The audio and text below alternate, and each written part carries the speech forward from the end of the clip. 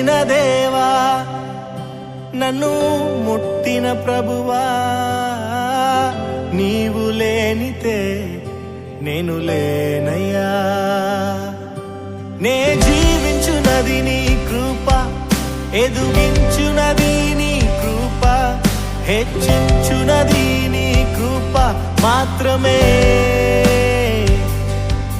నే జీవించునది నీ కృప, ఎదుగించునది నీ కృప, హెచ్చించునది నీ కృప మాత్రమే.